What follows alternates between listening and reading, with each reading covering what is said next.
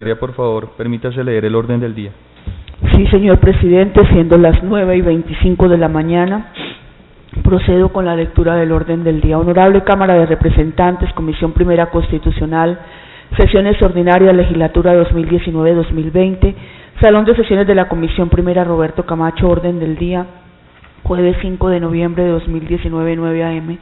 Primero, lectura de la resolución número 024 del 27 de noviembre de 2019. 2. Audiencia pública. Tema: proyecto de ley número 143 del 2019, Cámara, por medio de la cual se modifica el artículo 300 de la ley 599 de 2000 y se crea el delito publicitario. Autor: el honorable representante José Jaime Uzcategui Pastrana. Ponente único: el honorable representante José Jaime Uzcategui Pastrana. Proyecto publicado en la Gaceta 756 del 2019. Proposición aprobada en esta célula legislativa y suscrita por el representante José Jaime Uzcategui. Lugar: Salón de Sesiones de la Comisión Primera Roberto Camacho. 3. Lo que propongan los honorables representantes. Ha sido leído el orden del día, señor presidente.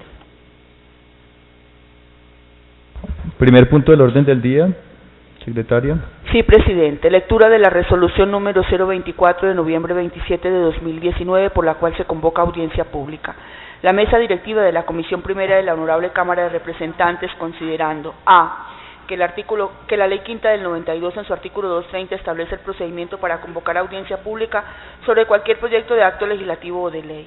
B. Que mediante proposición número 20, aprobada en la sesión del día lunes 23 de septiembre de 2019, suscrita por el honorable representante José Jaime Uzcategui Pastrana, ponente proyecto de ley 143 del 2019, Cámara, por medio de la cual se modifica el artículo 300 de la ley 599 de 2000 y se crea el delito publicitario, ha solicitado la realización de audiencia pública.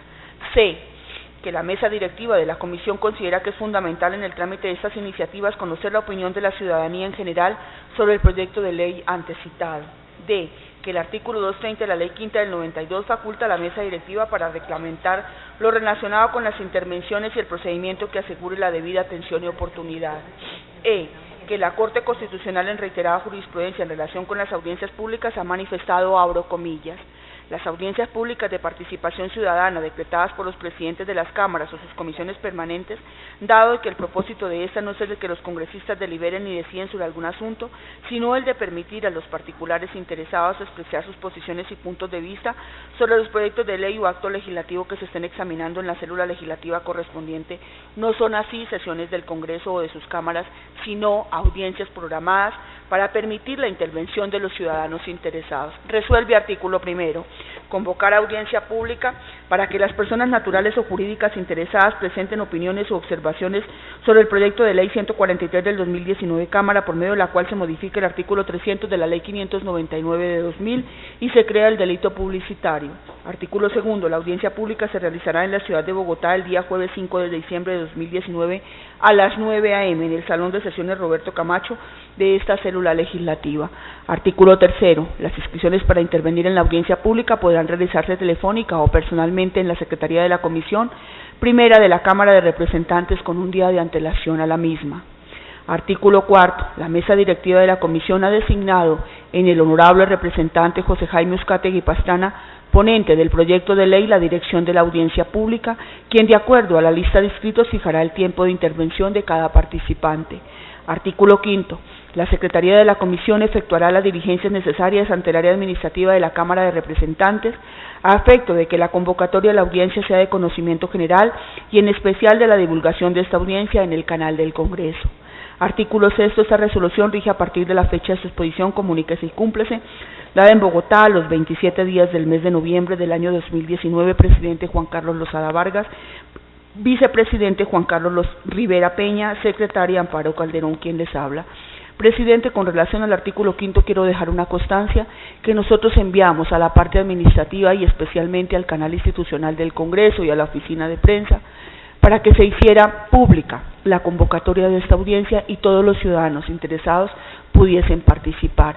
Igualmente, señor presidente, por solicitud suya en su calidad de único ponente, se hicieron varias invitaciones puntuales para que participaran de esta audiencia y pudiesen enriquecer el proyecto. Con esa constancia, señor presidente, asimismo se abrió el libro de inscritos, como lo establece el reglamento, no hay ningún inscrito, y con este informe y con los asistentes de los invitados, usted puede dar inicio formal a la audiencia. Gracias, secretaria. Tenemos entonces 4 personas para intervenir. La doctora Margarita Leonor Cabello, bueno, con su delegado que es Nicolás Murgueitio. Está la doctora María Carolina Corcioni por la Superintendencia de Industria y Comercio. Está Juan Arturo González de la ANDI, Vicepresidencia Jurídica de la ANDI, y está la doctora Laura Castillo en representación de la Universidad Sergio Arboleda, y que en un primer momento contribuyó con sus aportes a la construcción de este proyecto de ley. Así que les reitero el agradecimiento. Estas audiencias son un espacio de participación ciudadana e institucional para alimentar los proyectos previa a la presentación de su ponencia o en desarrollo del trámite legislativo. Tenemos un proyecto de un solo artículo que ustedes lo conocen bien. Plantea una reforma al artículo 300 de la Ley 599 de 2000 en los siguientes términos. Artículo 300, ofrecimiento engañoso de productos y servicios. La propuesta de modificación es la siguiente: el comerciante que a través de sus ofertas o publicidad ofrezca al público bienes o servicios atribuyéndoles características falsas o inciertas u omita información que pueda causar perjuicio al consumidor, incurrirá en prisión de 32 a 108 meses y multa de 66.66 a 750 salarios mínimos legales mensuales vigentes. Ese es el artículo o la propuesta modificatoria del artículo 300. Como pueden ver, estamos tratando de subsanar un vacío legal que existía en la norma, toda vez que no se establecía ni una pena ni una multa específica para este tipo de prácticas de publicidad o de ofrecimiento engañoso de productos y servicios, y lo que hemos querido con este proyecto de ley es precisamente entrar a subsanar ese vacío legal. Y si ya existe una serie de sanciones administrativas, pues no está bien que en el ámbito penal no se establezca el tipo de multas y sanciones que aplicarían una vez se surta un debido proceso y se encuentre que una persona natural o jurídica ha incurrido en esa falta o en ese delito puntual. Así que les agradezco una vez más su presencia. Creo que como somos pocos nos podemos tomar un poco más de tiempo para esta discusión.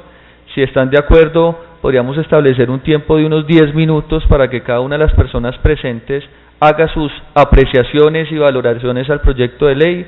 No me corresponde hablar mucho en esta audiencia, sino más bien escuchar y recibir todos los aportes que ustedes tengan como ciudadanos y como funcionarios a este proyecto de ley. Así que le pediría a la doctora Laura Castillo, que participó en la construcción de este proyecto de ley, que inicie usted con su intervención y a continuación haremos la revisión en el mismo orden de la citación. Así que procedamos, secretaria, con el uso de la palabra para la doctora Laura Castillo, por favor. Por 10 minutos, Laura. Gracias, representante. Buenos días. Quiero empezar agradeciendo al Congreso de la República, al representante, a sus funcionarios y al equipo de trabajo del representante por la invitación. Asimismo, representante, quiero felicitarlo pues por asumir esta iniciativa legislativa.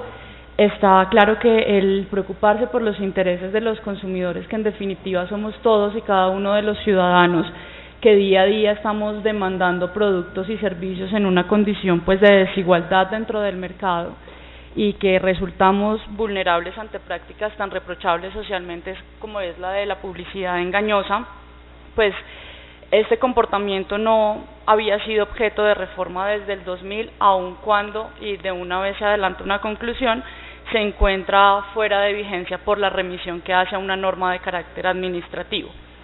Las reflexiones que pretendo plantear entonces sobre el proyecto de ley 143 las haré atendiendo al tiempo que el representante me señala, en torno a el ámbito político criminal primero, en segundo frente al penal propiamente dicho, y finalmente haré una referencia sobre cuál sería la posible aplicación práctica que tendría este proyecto de ley. Al hablar de política criminal debe recordarse que a lo que se hace referencia en estricto sentido es al uso eficiente del derecho penal para que éste pueda cumplir con su tarea de protección a la sociedad, ya que esta es la misión social que se le otorga a esta rama del ordenamiento jurídico. Esta misión, a su vez, debe estar orientada por los principios de necesidad, proporcionalidad y razonabilidad, los cuales, en mi opinión, se encuentran orientando esta reforma por las razones que se expondrán. Bien, lo primero sería preguntarnos de dónde surge la necesidad de proteger a los consumidores, y la respuesta a tal interrogante la encontramos directamente en el mismo modelo estatal asumido por Colombia, pues por ser Colombia un Estado constitucional y democrático de derecho y social de derecho, asume a su vez la obligación de garantizar que los ciudadanos puedan participar en igualdad frente a las esferas política, social y económica. Que esto es así, pues puede verificarse directamente en el preámbulo de la Constitución Política, pero adicionalmente lo encontramos en los referidos llamados derechos colectivos, a propósito de lo cual el artículo 78 señala lo siguiente, y me tomaré un breve tiempo para leer la disposición constitucional. El artículo 78 entonces señala que la ley regulará el control de calidad de bienes y servicios ofrecidos y prestados a la comunidad, así como la información que debe suministrarse al público en su comercialización. Serán responsables, de acuerdo con la ley, quienes en la producción y en la comercialización de bienes y servicios atenten contra la salud, la seguridad y el adecuado aprovisionamiento de consumidores y usuarios. Lo anterior llevó a que el legislador del año 2000, a propósito de la promulgación de la Ley 599, que es el actual Código Penal, incorporara dentro de las conductas prohibidas la del ofrecimiento engañoso de productos y servicios en el artículo 300, que es hoy el que es objeto de reforma. Para tal regulación, el legislador de la época entonces hizo uso de las herramientas propias de un tipo penal en blanco, incorporando además elementos normativos extrapenales. ¿Qué quiere decir eso? Que se estaba haciendo la regulación en materia penal, pero para entender el comportamiento prohibido era necesario acudir a una norma extrapenal, en este caso una norma administrativa, que para la fecha se encontraba vigente a través del decreto 3466 de 1982. Se incorporaron entonces elementos que con el paso de los años cayeron en desuso e incluso están fuera de la vigencia, y por tal razón esta falta de vigencia de los elementos a los que se hace referencia hace que la regulación penal actual se encuentre obsoleta. No se trata entonces, y en esto quiero ser muy precisa, de justificar la necesidad de la intervención en materia penal para proteger al consumidor, pues como se indicó, tal necesidad ya fue advertida por el legislador penal en el año 2000 y materializada. Por el contrario, se trata de ver si resulta necesaria la modificación o la reforma que se está proponiendo en el proyecto de ley 143. Y al encontrar que expresiones empleadas en esta redacción del tipo penal no se encuentran vigentes, resulta lógico concluir que la norma penal también debe ser actualizada. Más aún si se tiene en cuenta que posteriormente, y con el fin de dar cumplimiento a este mandato constitucional, se promulgó en el año 2011 la Ley 1480, que es a través de la cual se incorpora el Estatuto de Protección al Consumidor al ordenamiento jurídico. A través de esta ley se persigue por vía administrativa, entre otros, los actos de publicidad engañosa. Pero desafortunadamente la intervención administrativa prevista en el Estatuto del Consumidor se ha mostrado superado cuantitativamente por la realidad del país. Esto puede evidenciarse de manera suficiente en los datos incorporados en el texto del proyecto de ley, a los cuales por razón de tiempo no haré referencia, pero que basta un análisis preliminar para llegar a la conclusión que los índices de reincidencia de los infractores han ido en aumento, pero también los casos reportados. Si se analizan dos periodos de tiempo como los casos reportados en el año 2015 respecto a los del 2018, encontramos un incremento hasta del 487%, un porcentaje que es bastante amplio como para justificar la intervención penal en este momento y la actualización de la norma. Adicionalmente a esto, si se suma que los pocos casos que llegan a resolverse por esta vía mediante una resolución definitiva favorable a los consumidores, podríamos concluir que la intervención penal en este momento, es decir, la actualización de la norma, resulta necesaria, reiterando que no se trata de la creación de un nuevo tipo penal, sino de la actualización de uno que en este momento resulta inaplicable. Siguiendo con los principios de política criminal, como se señaló, además de la necesidad, la intervención debe ser razonable y proporcionada. Desde el punto de vista a analizar de la proporcionalidad y la razonabilidad, lo primero que llegaríamos a concluir es que la regulación actual frente a la sanción no es ni proporcionada ni razonable, porque esta sanción, la de multa, está desconociendo uno de los principios orientadores del derecho penal, que es el de la última ratio. El principio de última ratio lo que nos dice es que el ordenamiento penal es la última vía a la que debe acudir el ordenamiento jurídico para reprimir comportamientos sociales que sean reprochables. Así, se supone que al ser esta la última vía, la sanción que debe tener el Código Penal pues debe ser la más grave. Sin embargo, resulta paradójico que al revisar cuál es la sanción que incorpora el Código Penal sea la de multa, resultando incluso inferior que la que puede llegar a imponer la Superintendencia de Industria y Comercio por vía administrativa. Frente a la proporcionalidad y la razonabilidad, la Corte Constitucional ha sido bastante clara al imponer cuáles son los criterios que debe seguir el legislador a la hora de determinar la intervención penal y de fijar cuál sería la sanción.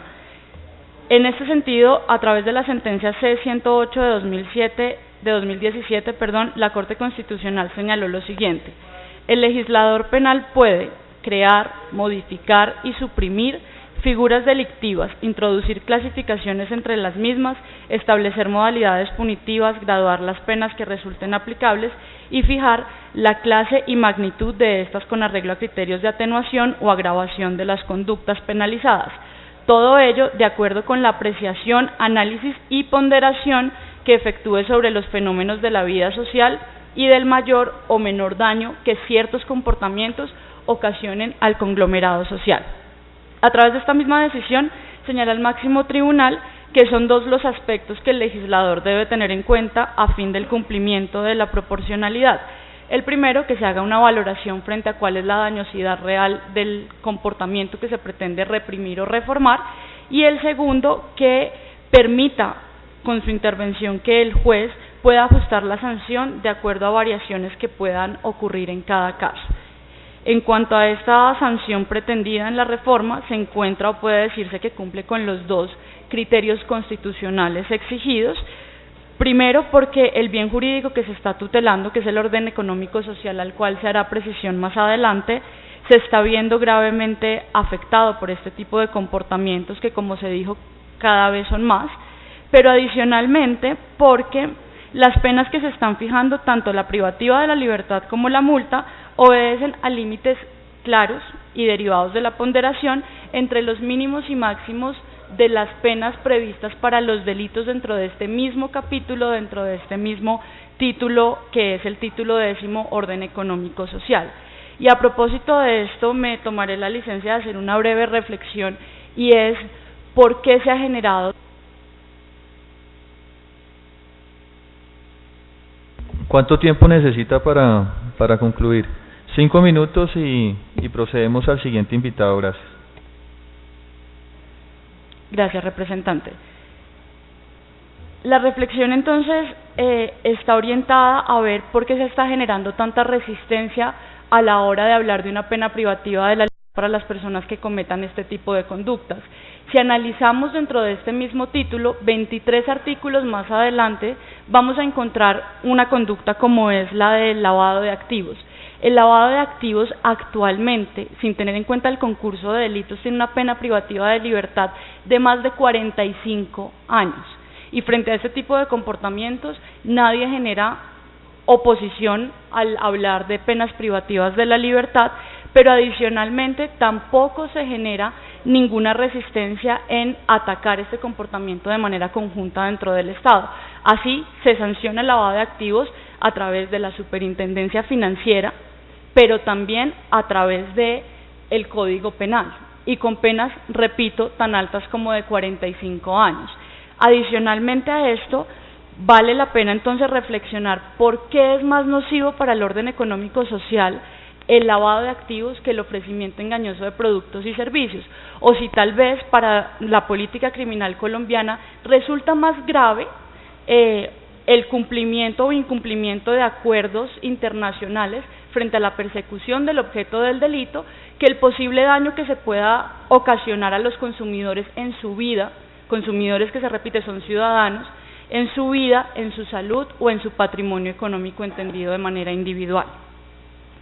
Las reflexiones jurídico-penales que pretendo plantear entonces las haré única y exclusivamente en torno al bien jurídico tutelado. El bien jurídico tutelado, como se dijo, es el orden económico social, entendido por la Corte Constitucional tanto como la facultad que tiene la economía de autorregularse como la facultad que tiene el Estado de intervenir en la misma. A propósito del delito de ofrecimiento engañoso de productos y servicios, puede entenderse que esta afectación al bien jurídico se da, y esta es una propuesta de reflexión respecto de en tres sentidos diferentes.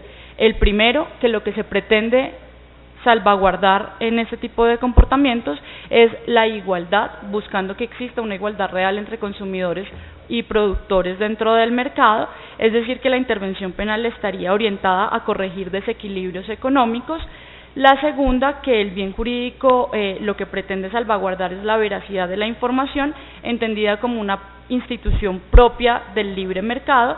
Y en tercer lugar, se ha dicho que la tutela recae sobre los derechos e intereses de los consumidores a partir de dos consideraciones. Por un lado, la libertad de disposición económica, y la segunda, la protección de expectativas del consumidor, que surgen como amparo de los usos honestos dentro del comercio.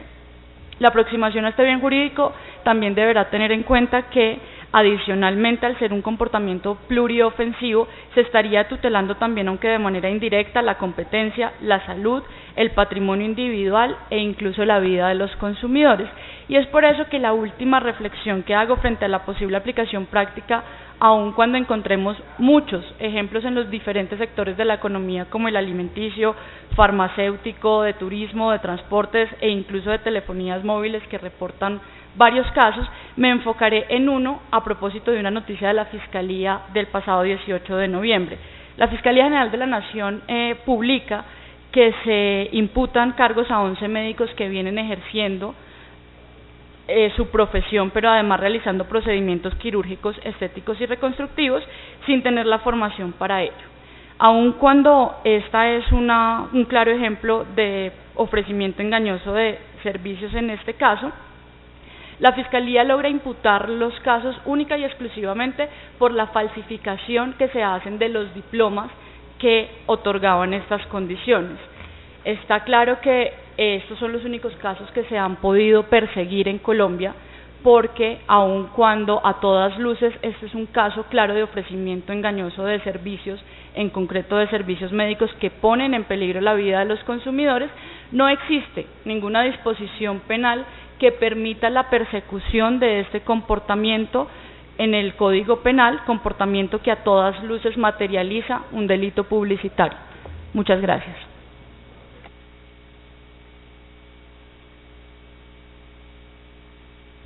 Gracias, doctora Laura. Continuamos entonces con el doctor Nicolás Murgueitio, delegado del Ministerio de Justicia y del Derecho, también por un tiempo hasta de 15 minutos para mantener la misma cuenta. Gracias. 15 minutos.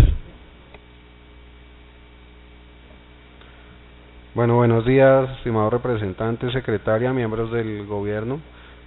Para el Ministerio de Justicia y del Derecho, en primera medida, pues excusar a la señora ministra que no pudo asistir por compromisos previamente adquiridos. Para el Ministerio es de vital importancia esos espacios, hemos sostenido siempre las intervenciones acá este tema. Nos parece que es vital este tipo de espacios para robustecer los proyectos y para escuchar las distintas opiniones que se tengan frente a los mismos. Este proyecto de ley ya fue discutido en el Comité Técnico del Consejo Superior de Política Criminal, está pendiente de votación en pleno por parte del Consejo. vemos que la justificación y la exposición de motivos es coherente y tiene bastantes sustentos para que se pueda llevar a cabo.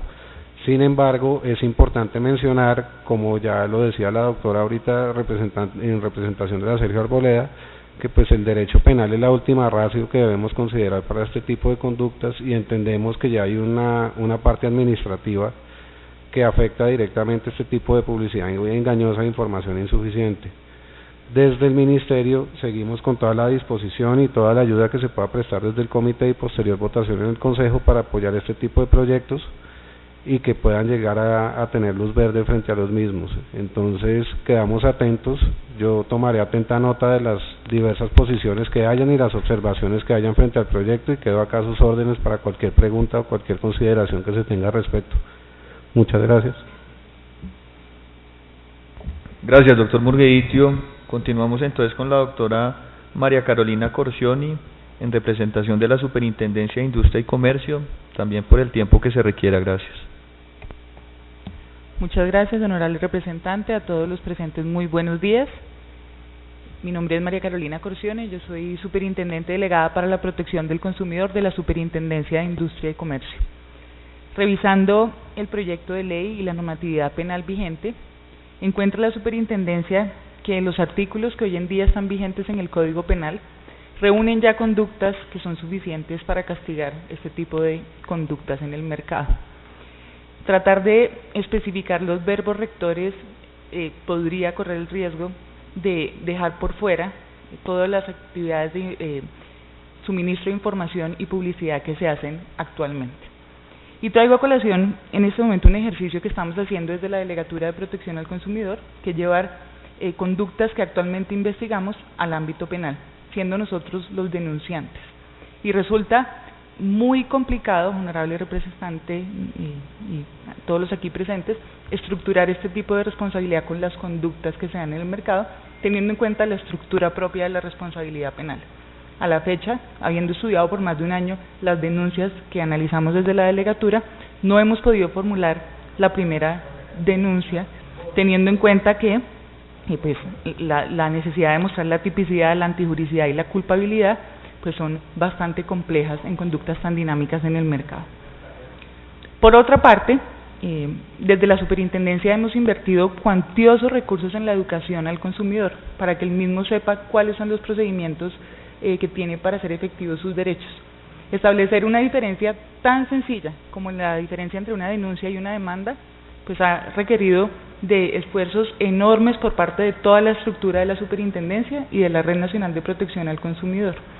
Si bien entendemos que no se perdería competencia de modificarse el artículo del Código Penal, decirle al consumidor que existe un delito publicitario podría generarle aún más confusión para hacer efectivos sus derechos.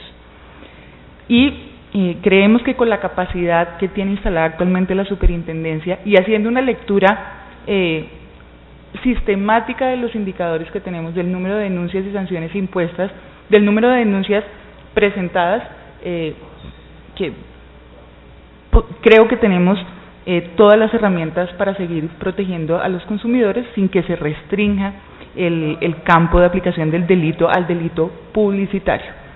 Adicionalmente, consideramos que la multa es el mecanismo para sancionar en uno u otro escenario, en el penal o el administrativo, al empresario que infringe esos deberes que tiene en el mercado, siendo la privación de la libertad excesiva desde nuestro punto de vista. Adicionalmente, quisiera preguntarle luego a la Fiscalía, si hay alguien presente que intervenga, ¿cuántos han sido los procesos que se adelantan hoy en día por este tipo de delitos? Y si existe la capacidad, incluso con las cifras que pues, conocemos nosotros desde nuestra actuación, de represamiento o desbordamiento de las actividades que actualmente lleva a cabo esta autoridad. Así las cosas, vemos que el artículo que está vigente, incluso podríamos pensar que ese artículo tampoco es necesario en el Código Penal como está, el actual. Si miramos que con la Ley 1480 y el mandato constitucional que saca el legislador con esta Ley de Orden Público, ya está suplido en el ordenamiento jurídico colombiano. Respetuosamente manifestamos que no ve la superintendencia conveniente esta modificación al Código Penal, e igualmente como lo manifiesta el funcionario del Ministerio de Justicia, estamos abiertos para escudriñar y analizar las cifras que tenemos hoy en día en nuestras actividades de protección al consumidor desde las facultades de inspección, vigilancia y control, y las cifras que manejamos como autoridad jurisdiccional en el conocimiento de todas las demandas que se presentan en ejercicio de la acción de protección al consumidor. Muchas gracias, honorable representante. Gracias, doctora María Carolina. Sí quisiera que aprovecháramos de una vez para abordar esos puntos para que no queden en el aire antes de darle la palabra al doctor Juan Arturo González. Usted dice que hay dificultades por parte de la superintendencia para llevar esos casos al ámbito penal. Puede ser que de pronto la dificultad no esté en este artículo, pero ¿podría precisarnos exactamente cuáles son las dificultades? Porque es precisamente lo que busca este proyecto, que si la sanción administrativa en un momento dado es insuficiente para casos que por su gravedad ameriten ser llevados al ámbito penal, ¿cuáles son esas dificultades que usted dice que existen incluso cuando la superintendencia ha actuado como denunciante? Y si no es en este artículo, ¿en dónde está la dificultad y cómo pudiéramos desde el Congreso contribuir a corregir esa dificultad? Gracias, honorable representante. De la revisión pues, empiezo por hablar de la estructura de la responsabilidad administrativa en virtud del Estatuto del Consumidor. Si bien la Constitución y jurídicamente hablando dice que está proscrito todo tipo de responsabilidad objetiva, la responsabilidad que nosotros estructuramos desde nuestras actividades de inspección, vigilancia y control, pues en nada tienen o analizan la intencionalidad del empresario. Basta la verificación objetiva de la conducta en el mercado para que nosotros adelantemos la investigación administrativa y luego se imponga la sanción administrativa correspondiente. De la revisión de las conductas, sabemos nosotros que muchos de esos empresarios han actuado de forma intencional para dañar el mercado. Para nosotros es irrelevante, como les repito, pero si queremos llevar esto al plano penal, es ahí donde tenemos la dificultad de demostrar esa intencionalidad con los elementos que conocemos nosotros con nuestras herramientas de investigación. Sabemos y queremos hacerlo porque sabemos que hay empresarios que merecen una sanción de una mayor envergadura, de una naturaleza correctiva propia del sistema penal y que pues, atentan contra el mercado y contra el consumidor. Y por eso hemos emprendido este estudio. Podemos, luego de esta audiencia, conversar con su equipo y con usted mismo de cuál es el objeto. Tenemos a una firma de abogados penalistas asesorando a la delegatura para presentar estas denuncias. Y radica entonces la dificultad en la demostración de la intencionalidad. Hemos querido enfocar este estudio hacia otro tipo de delitos como la estafa, no yéndonos con el artículo que hoy aquí se discute. Y pues hemos visto con dificultad la estructuración del delito. Y ahí radica nuestra dificultad. Como les repito, frente a las competencias que tenemos con base en el Estatuto del Consumidor y en el Decreto 4886 propio de nuestras facultades, no vemos inconveniente. Podemos adelantar sin auscultar la intencionalidad del empresario, podemos adelantar el proceso y tomar las medidas correctivas que ha previsto el legislador. Las multas, el cierre de establecimientos, la difusión de la publicidad. Podemos hacerlo sin problema, pero hay unos procesos de una mayor importancia que tienen una afectación mayor en el público consumidor que consideramos pueden tener una visión más amplia y pueden involucrar otro tipo de ordenamientos como propiamente el penal para corregir esa conducta del empresario inescrupuloso. Muchas gracias, doctora María Carolina. Procedemos a escuchar al doctor Juan Arturo González en representación de la ANDI. Muchas gracias, señor presidente, y un saludo especial para todos los asistentes. Con respecto al proyecto de ley que busca la modificación del ofrecimiento engañoso artículo 300 del Código Penal, la ANDI considera que el mismo es inconveniente por las siguientes razones. En primer lugar, con respecto a la modificación propuesta, la misma no solo no permite determinar con claridad el tipo de conducta que se busca penalizar, sino que adicional a ello, busca la imposición de penas que atentan contra los principios de proporcionalidad y razonabilidad de la pena frente a la conducta cometida. Es necesario analizar la gravedad de la falta cometida y determinar si en efecto el objeto de la sanción es realmente proporcional a ello o no. En segundo lugar, la exposición de motivos expone la necesidad de proceder con la modificación normativa atendiendo a la inaplicabilidad e ineficiencia del tipo penal y la falta de soluciones satisfactorias a los diferentes casos de los consumidores dadas por la Superintendencia de Industria y Comercio. Sin embargo, dicha modificación no necesariamente va a cumplir con el cometido, pues es importante revisar a quién se busca sancionar y qué régimen jurídico efectivamente le aplica.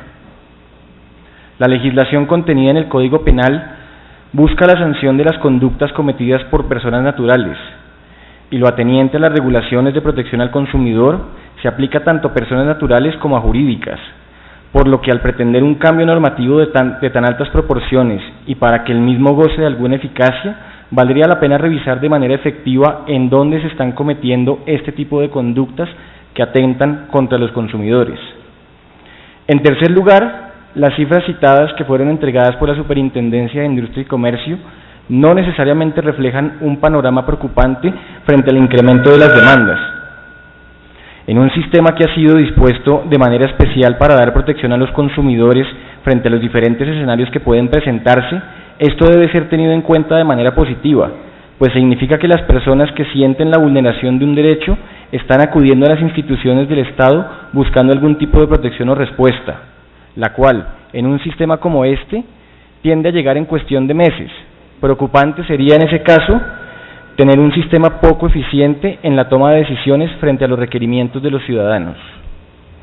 En cuarto lugar, si bien se hace referencia a dos tipos de acciones con que cuenta un ciudadano que buscan la protección de sus derechos cuando los ve vulnerados, simplemente se hace referencia a las cifras entregadas en cuanto a las demandas, pero no se hace ninguna referencia en cuanto a las querellas que se pueden haber presentado.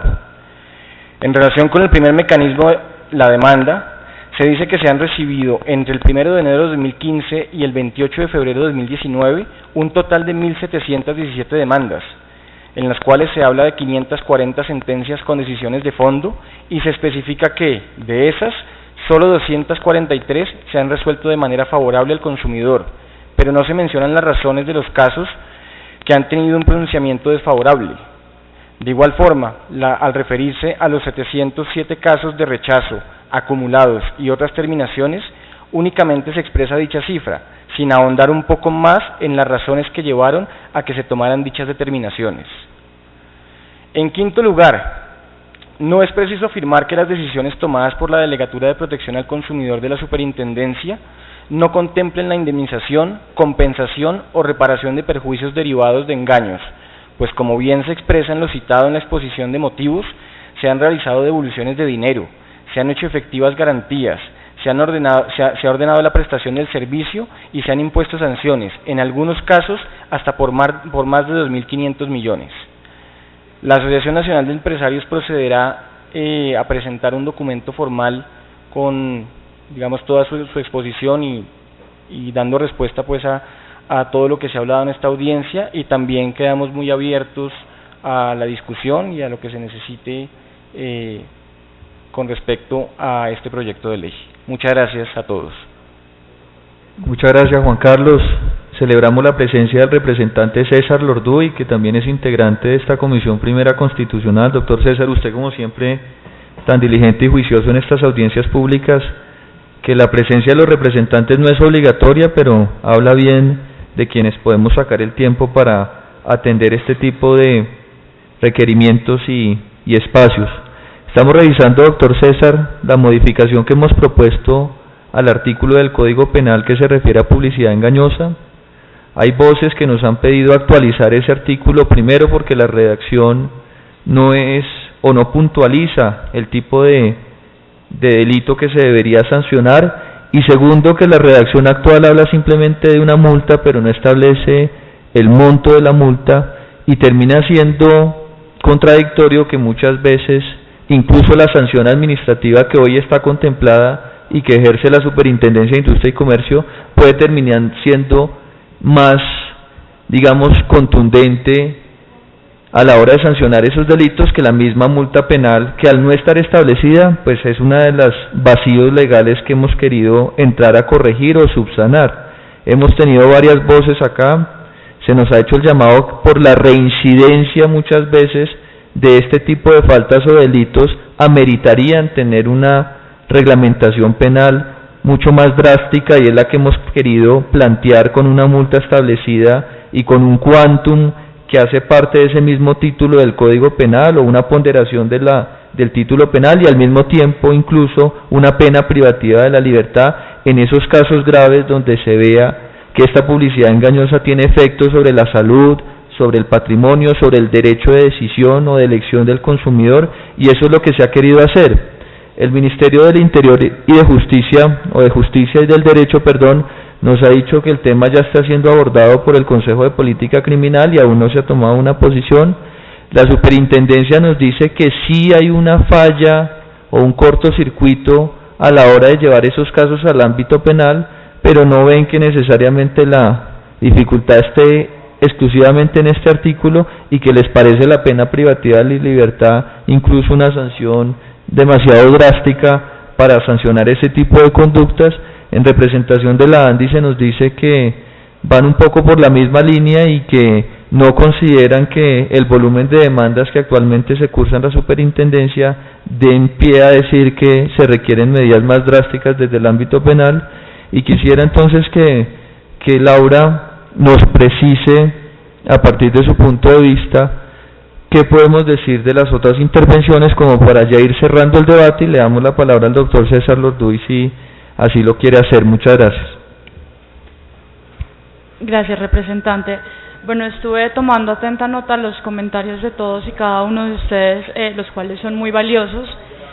Lo primero que quisiera decir es, frente al principio de última ratio, que el ordenamiento penal sea la última vía a la que se pueda acudir no implica que no se pueda acudir a él cuando exista una regulación administrativa, pues de ser así no tendríamos ningún tipo de intervención penal ni en delitos ambientales, por ejemplo, ni en tratándose de otros ordenamientos de otros comportamientos que también están regulados a través de el régimen administrativo sancionador.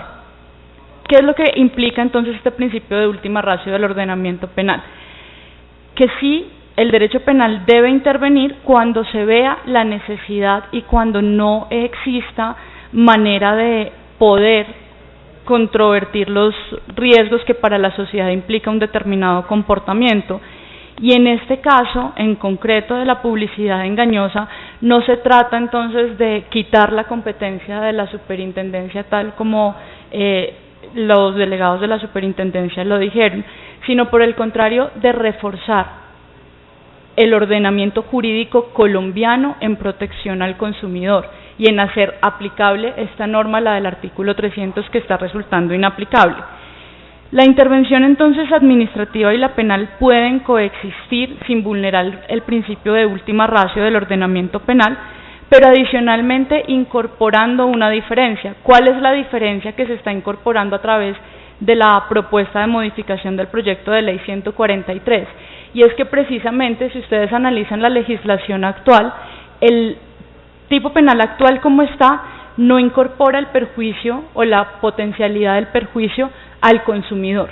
Este es uno de los elementos que la doctrina ha señalado como un elemento esencial para hablar del delito publicitario que entre otros existen en varias legislaciones penales foráneas, como por ejemplo en la española, y a propósito de la cual ha tenido un muy buen desempeño a la hora de controvertir este tipo de comportamientos.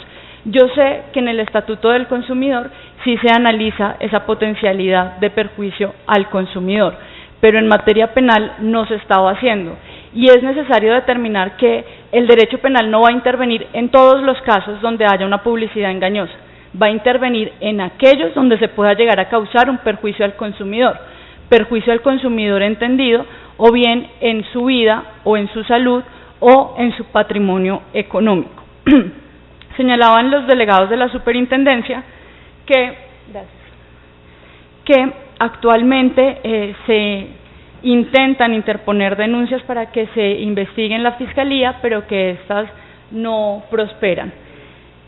Esto no prospera, según la investigación que se hizo incluso para este proyecto de ley, debido a dos cuestiones. La primera, porque el tipo penal tal como está no se puede aplicar, pero la segunda, porque el ordenamiento penal incorpora una figura que es la de la oblación. ¿En qué consiste la figura de la oblación? Aun cuando se inicie el proceso penal, este puede llegar a extinguirse, es decir, se puede llegar a extinguir la acción penal siempre y cuando dentro del proceso penal se haga el pago de la multa. Multa que, como se dijo, en materia penal es muchísimo inferior a la que puede llegar a imponer la superintendencia. Frente a la preocupación sobre la responsabilidad de la superintendencia de llegar a demostrar la intencionalidad por parte del empresario o comerciante que está cometiendo esta conducta, tengo para decir a la superintendencia que precisamente de eso se trata la cooperación entre instituciones del Estado para la persecución de este comportamiento, porque tal responsabilidad no va a recaer sobre la Superintendencia de Industria y Comercio, sino sobre la Fiscalía General de la Nación, que por mandato constitucional es la que tiene el ejercicio de la acción penal. Vuelvo a traer a colación el tema del lavado de activos porque es un tema que tiene una persecución conjunta del Estado y en la cual Superfinanciera puede sancionar, pero también Fiscalía General de la Nación puede iniciar la investigación. Es normal que ese tipo de comportamiento se vaya por la estafa cuando se determina que hay una afectación al patrimonio de los consumidores. Sin embargo, este comportamiento, como se decía, es pluriofensivo. Puede que exista un concurso de delitos porque precisamente se habla de la potencialidad de daño al consumidor, que si se materializa en un delito que afecte la salud, pues podremos hablar de unas lesiones personales, adicionalmente del delito de ofrecimiento engañoso de productos y servicios. Si se afecta el patrimonio, pues podríamos hablar de una estafa, delito que puede concursar con el de ofrecimiento engañoso de productos y servicios. La intervención que hacen de la ANDI habla del tipo de conducta, la proporcionalidad y la razonabilidad que no encuentran justificados. Y reitero, ¿cuál es el parámetro que se está teniendo para hacer ese tipo de medición en cuanto a la intervención político-criminal? Porque, como les decía, dentro de este mismo título encontramos una sanción de hasta 45 años dentro del máximo, sin tener en cuenta los concursos de delitos para el lavado de activos, y esta privación de 45 años, teniendo en cuenta que el bien jurídico es el mismo, no nos parece desproporcionada, pero sí nos lo parece cuando estamos hablando de comerciantes que pueden llegar a afectar, repito, la vida, la salud o el patrimonio de los ciudadanos en calidad de consumidores.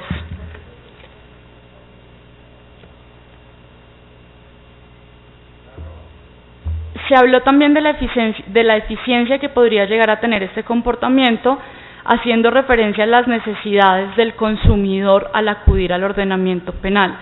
Al respecto, se recuerda, el bien jurídico no es un bien jurídico de carácter individual, es un bien jurídico de carácter colectivo. Es decir, no estamos protegiendo de manera exclusiva y directa a los consumidores y a sus intereses como ciudadanos, sino estamos protegiendo el orden económico-social, que es un bien jurídico de carácter colectivo. Se señaló también que no se tuvieron en cuenta las querellas, sino solamente las denuncias. La razón por la cual no se tienen en cuenta las querellas es porque este delito no es un delito querellable. Es decir, no se puede iniciar la acción penal a través de una querella, puesto que el ordenamiento jurídico penal es bastante estricto en esto y taxativo al señalar cuáles son los delitos que requieren querella para iniciar la acción penal y cuáles no, y dentro de los delitos de ofrecimiento engañoso de productos y servicios no se encuentra la posibilidad de iniciar el proceso penal a través de una querella. Esa es la razón por la cual no se tiene en cuenta. Y se reitera aquí entonces que el bien jurídico tutelado es un bien jurídico de carácter colectivo, que puede que con este mismo se lleguen a proteger intereses individuales de los consumidores, pero que teniendo en cuenta el carácter sistematizador del Código Penal, estamos haciendo referencia a los delitos contenidos en el título 10º, que son delitos contra el orden económico-social. Gracias.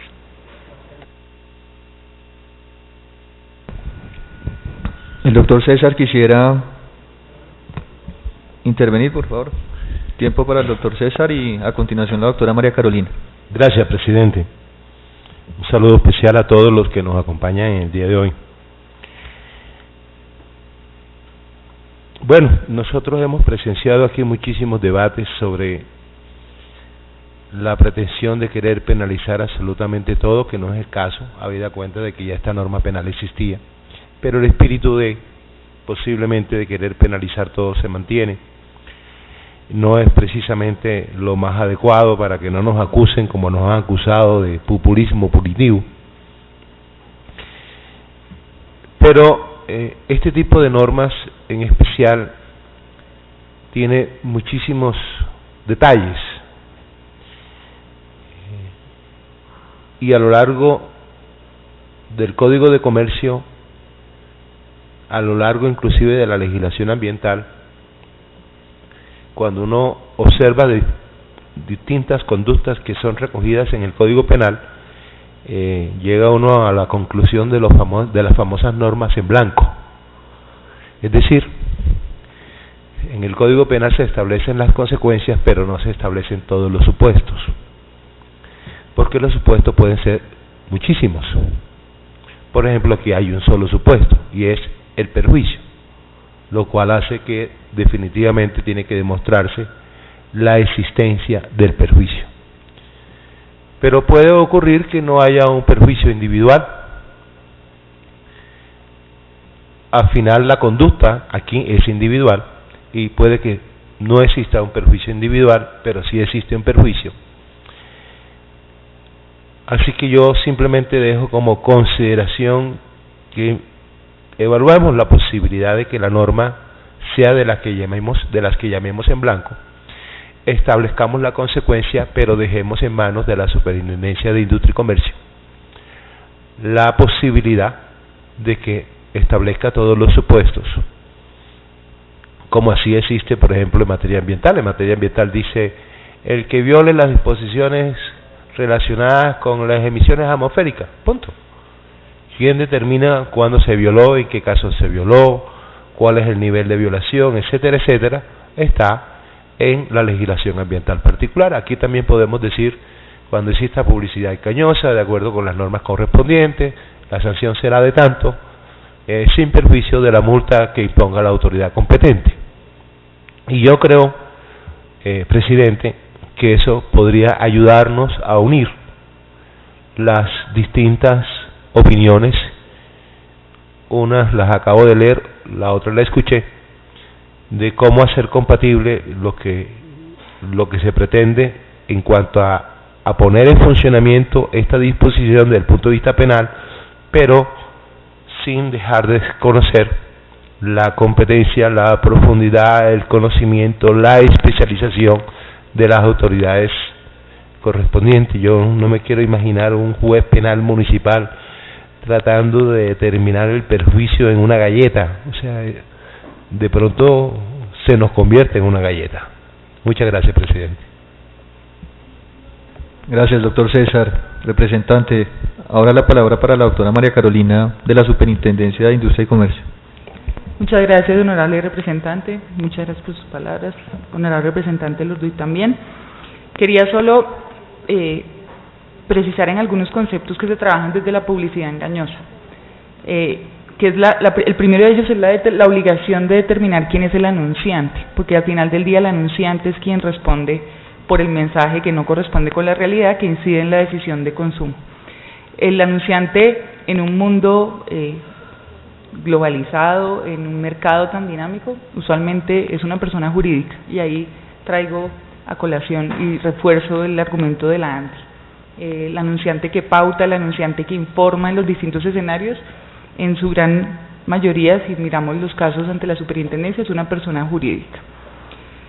El segundo punto que traía es el del perjuicio en particular. Para la Superintendencia de Industria y Comercio, en la estructuración de la responsabilidad por la vulneración de los derechos contenidos en el Estatuto del Consumidor, el perjuicio que sufre el consumidor es irrelevante a la hora, pues no es irrelevante, ya hago la precisión. A la hora de establecer la responsabilidad del empresario, basta con la demostración de la ocurrencia de la conducta y que el mensaje no corresponda con la realidad para que proceda la sanción administrativa. El perjuicio o el eventual perjuicio al que pueda haberse expuesto el consumidor es simplemente uno de los criterios que se tienen para agravar la sanción que se tiene prevista en el Estatuto del Consumidor. Así que esta precisión resulta consideramos que resulta importante a la hora de establecer en el tipo penal cualquier modificación, así nos apartemos de su conveniencia, porque para la autoridad administrativa este perjuicio, incluso en sede jurisdiccional al momento de tener la multa, resulta, es que la palabra irrelevante de pronto no es la apropiada, porque se tiene en cuenta en un momento para agravar la sanción, pero para imponer el correctivo, pues el comportamiento del empresario. Miren ustedes que lo que decía anteriormente, que no basta verificar su intencionalidad, no importa verificar el perjuicio, basta que esa conducta objetivamente se confronte con la realidad para que proceda el correctivo. Y esas eran las precisiones que quería mencionar. Muchísimas gracias. Doctora María Carolina, ¿por qué cuando vemos el número de demandas y las que se resuelvan a favor del consumidor estamos hablando que son cerca del 14%, que parecieran ser pocas frente al universo? Ahí es, digamos, ¿cuál es la explicación? Digamos, ¿hace falta capacidad por parte de la superintendencia para poder sancionar un mayor número de casos, o es que en realidad muchas de las demandas no son justificadas y no terminan generando el efecto que pretenden los demandantes o los denunciantes o los quejosos en estos casos? Pues aquí, honorable representante, hay que diferenciar dos escenarios, el de las denuncias y el de las demandas. Por parte de la Delegatura de Protección al Consumidor, que actúa en protección del interés general, en lo corrido del año se han recibido más de 18.000 denuncias, que lo que buscan los consumidores es alertar a la autoridad para que la autoridad corrija la conducta del empresario en procura de la protección del interés general.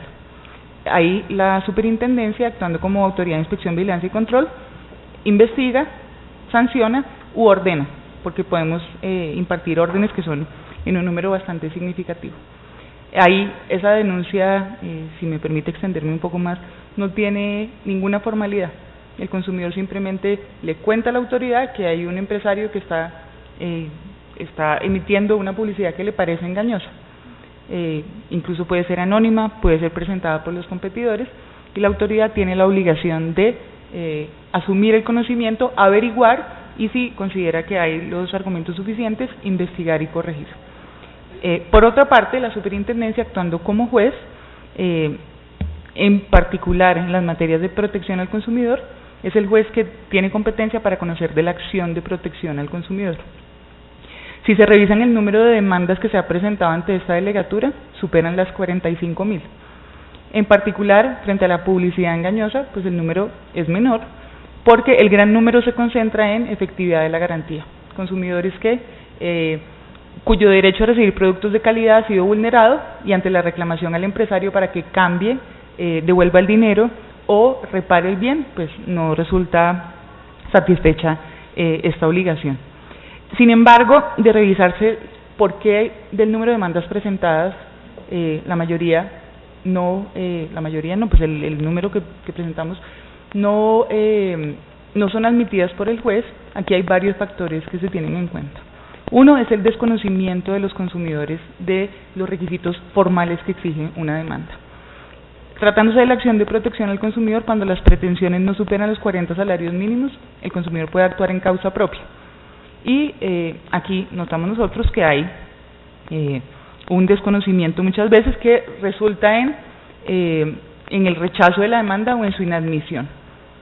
Adicionalmente, muchos consumidores, ese mismo desconocimiento los lleva a omitir el cumplimiento del requisito de procedibilidad, que es reclamarle directamente al empresario. Así lo trae el Estatuto del Consumidor.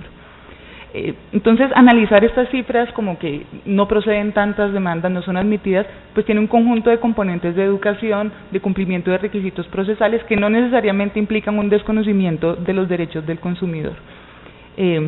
Y pues también buscamos que muchas de esas demandas que son presentadas sean resueltas mediante mecanismos alternativos de solución de controversias. La superintendencia tiene hoy en día una plataforma de facilitación que, si bien formalmente no es un mecanismo alternativo de solución de controversias, sí permite una sede de arreglo directo entre el empresario y el consumidor. Entonces, muchas demandas que se presentan no siguen su curso y se reflejan las cifras porque el consumidor termina arreglando su problema.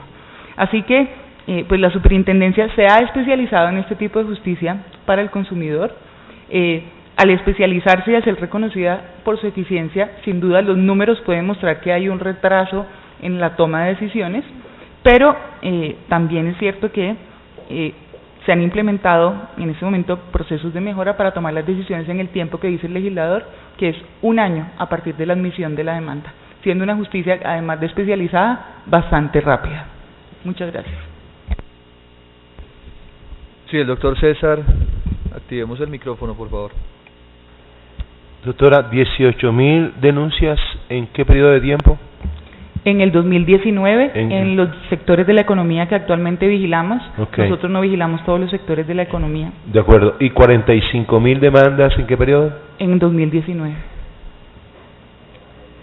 O sea, hay más demanda que denuncias.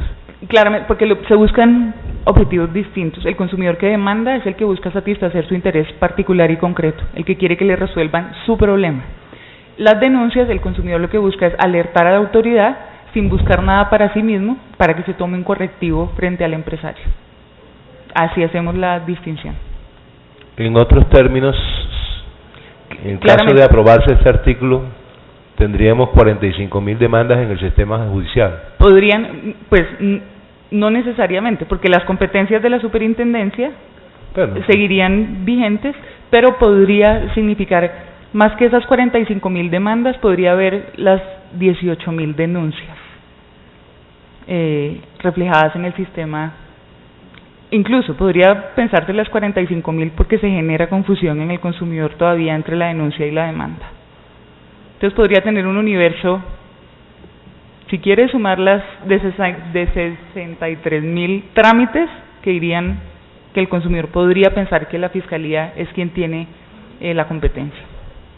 Y perdóname, y de esas 45.000 demandas, ¿cuántas de ellas terminan en sentencia para tratar de mirar las cifras que presenta la ANDI? No tengo la cifra en este momento, honorable representante, se las puedo hacer llegar con muchísimo gusto.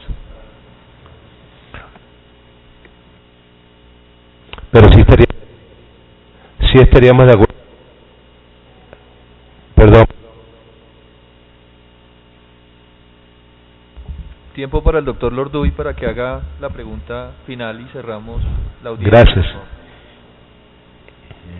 Los señores de sonido son apegados a la orden del presidente.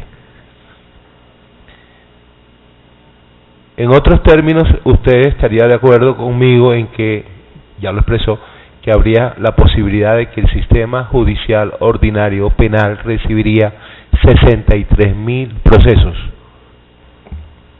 Recibiría muchos trámites donde el consumidor cree que el delito publicitario le va a resolver su problema particular y donde cree que la autoridad que va a imponer los correctivos también es la Fiscalía. Sí, señor. Gracias. Muy bien, muy agradecido por la presencia nuevamente de todos los asistentes. Hemos recogido algunos insumos importantes para continuar con el trámite de este proyecto de ley. Lamento que la Fiscalía General de la Nación no se haya hecho presente o hubiera enviado un delegado, porque en este caso particular la opinión y las observaciones de la Fiscalía General de la Nación son de vital importancia. Vamos a trasladar la solicitud para que hagan sus observaciones por escrito. Vamos a estar muy atentos al concepto que finalmente emita el Consejo de Política Criminal.